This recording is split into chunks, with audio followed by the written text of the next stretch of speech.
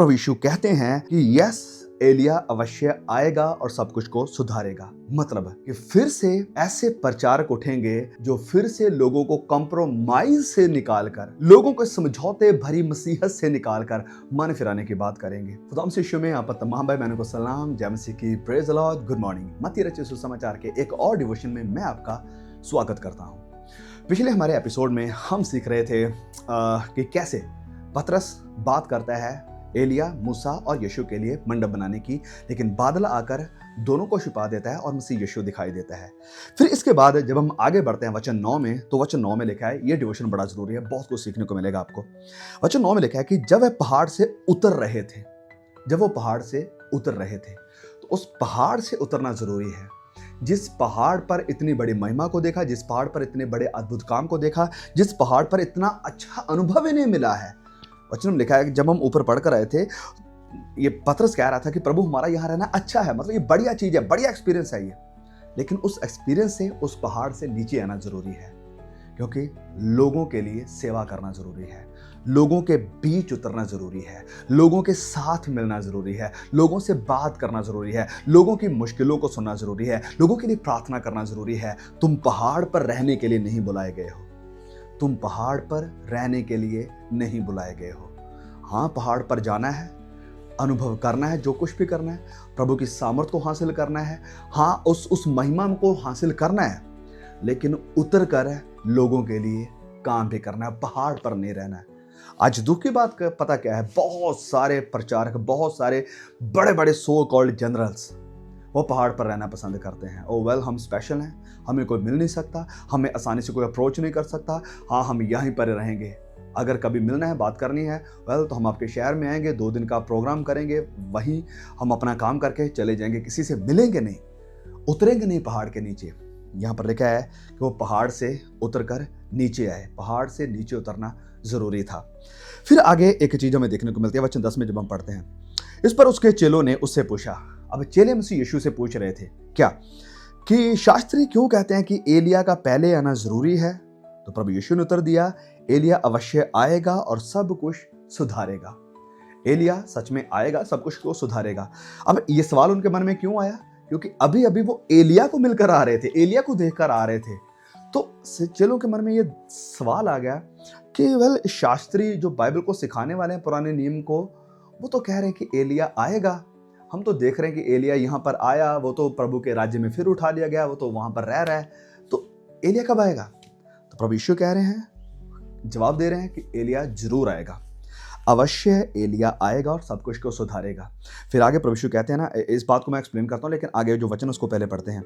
परंतु मैं तुमसे कहता हूँ कि एलिया आ चुका है और लोगों ने उसे नहीं पहचाना, परंतु जैसा चाहा वैसा उसके साथ किया है। इसी रीति से मनुष्य का पुत्र भी उनके हाथ में दुख उठाएगा। तब चेलों ने समझा कि उसने हमें यूहन्ना बपतिस्मा देने वाले के विषय में कहा है। प्रभु यीशु ने कहा कि एलिया तो आया भी, लेकिन लोगों ने उसे नहीं समझा और उसके साथ जैसा उन्होंने चाहा वैसा किया, मतलब उसे मार दिया। और डेफिनेटली प्रभु यीशु यहाँ पर बात कर रहे थे यूहन्ना बपतिस्मा देने वाले की। अब क्या यूहन्ना बपतिस्मा देने वाला एलिया था? क्या वो आ चुका है, या वो क्या दोबारा फिर एलिया आएगा? वेल, यहाँ पर इस बात को समझे, प्रभु यीशु ने दोनों बातें कही हैं कि अब एलिया जरूर आएगा और सब कुछ को सुधारेगा। फिर प्रभु यीशु ने कह दिया कि एलिया आया और लोगों ने उसको नहीं समझा, उसको मार दिया। तो जो यूहन्ना था, वो सच में जब हम पढ़ते हैं उसकी जिंदगी के बारे में और जो भविष्यवाणी करी गई थी मलाकी की किताब में एलिया के आने के बारे में, तो हमें दिखाई देता है कि यूहन्ना एलिया की आत्मा में ऑपरेट कर रहा था। फिर से मैं कह दूं, यूहन्ना बपतिस्मा देने वाला एलिया की स्पिरिट में ऑपरेट कर रहा था। कैसे? जैसे उसके बारे में कहा गया था कि वो आएगा, लोगों के मनों को, पितरों के मनों को वापस परमेश्वर के साथ जोड़ेगा, रास्ता तैयार करेगा, सीधा करेगा। तो एलिया के समय में क्या था, मैं इस बात को थोड़ा सा बता दूं। एलिया के समय में जो यहूदी लोग थे, जो यहूदी कौम थी, वो कॉम्प्रोमाइज में चल रही थी, समझौता करते हुए चल रही थी। एलिया आता है, उन्हें सावधान करता है कि तुम कब तक लंगड़ा कर चलोगे, तुम कब तक ऐसी चाल चलोगे कि तुम दूसरे देवी देवताओं की भी पूजा कर रहे हो और तुम परमेश्वर के मंदिर में आकर भी बलिदान को चढ़ा रहे हो। कब तक ऐसा चलोगे? तुम्हें एक मन होना पड़ेगा, या तो तुम इसको चूज करो या उसको चूज करो, एक रास्ता चुनना पड़ेगा, या तो इस रास्ते पर आ जाओ या उस रास्ते पर आ जाओ। दोनों मनों के साथ तुम परमेश्वर को प्रसन्न नहीं कर सकते। तो वो कंप्रोमाइज से लोगों को निकालने की बात कर रहा था। मन फिराकर परमेश्वर के साथ सीधे मन से, सच्चे मन से चलने की बातें कर रहा था। जब यूहन्ना आया उसने भी यही कहा कि यदि तुम अब्राहम की संतान हो तो अब्राहम के जैसे काम भी दिखाई देने चाहिए। तो डेफिनेटली यूहन्ना बपतिस्मा देने वाला एलिया की आत्मा में ऑपरेट कर रहा था, लोगों को पश्चाताप की तरफ लेकर आ रहा था और कंप्रोमाइज से दूर भागने की बातें कर रहा था। नाउ जब फिर प्रभु यीशु कहते हैं कि यस एलिया अवश्य आएगा और सब कुछ को सुधारेगा, मतलब कि फिर से एलिया की आत्मा में मसीह लोग ऑपरेट करेंगे। ऐसे प्रचारक उठेंगे जो फिर से लोगों को कंप्रोमाइज से निकालकर, लोगों को समझौते भरी मसीहत से निकालकर मन फिराने की बात करेंगे कि पश्चाताप के योग्य फल लो, मन फिराव के योग्य फल लो। एक सच्चे मन के साथ, एक विचार के साथ एक रास्ते पर चलो, ऐसे ऐसे लंगड़ा कर मत चलो।